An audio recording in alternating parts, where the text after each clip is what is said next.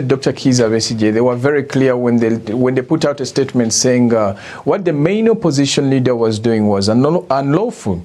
Besigye was put before court and then he was charged for treason. That was some days back. But also this morning, he was charged afresh with treason. Now Besigye to himself now has to defend against all these charges. But the reaction, to give you a public or what the public says about it, it's all divided. There's a big section of the public that looks forward to the court proceedings. They look forward to see what the state has against Dr. Kizza Besigye.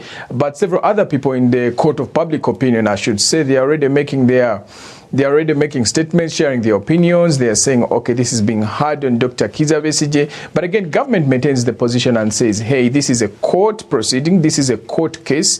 And come June 1st, when Dr. Besigye is supposed to appear again in court, there's a video that circulated on YouTube and amongst other social media platforms where Dr. Besigye is purportedly seen swearing himself in. He's sworn in as the president of Uganda. Now police says this is against the law and they look forward to use that as part of the evidence to prosecute Dr. Besigye.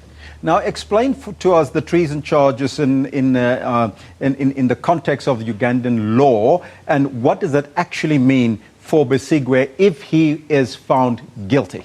The law doesn't specifically target Dr. Kizza Besigye, but to give you what it means to be charged with treason in Uganda, very likely, I was speaking to one of the lawyers in Kampala, and he told me that someone charged with treason can face death, can face life in prison. So if Dr. Besigye doesn't defend himself well and the state really proves the case against him and judges find him guilty of treason, there's a chance that he could face life in prison or possibly death. Mm-hmm.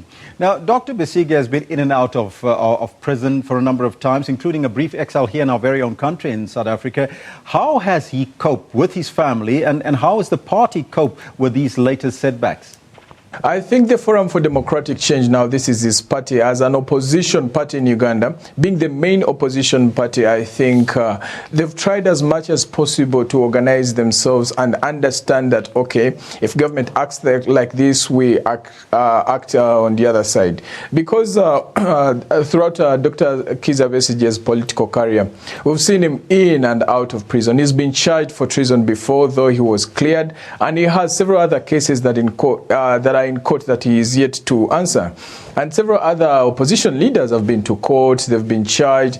And I think giving it a general picture, when you look at the nature of the opposition in Uganda, I think they are getting used and they are trying as much as possible to remain relevant in the political arena. That's why at a certain point, actually, police has accused them of looking for publicity through some of these things that they are doing.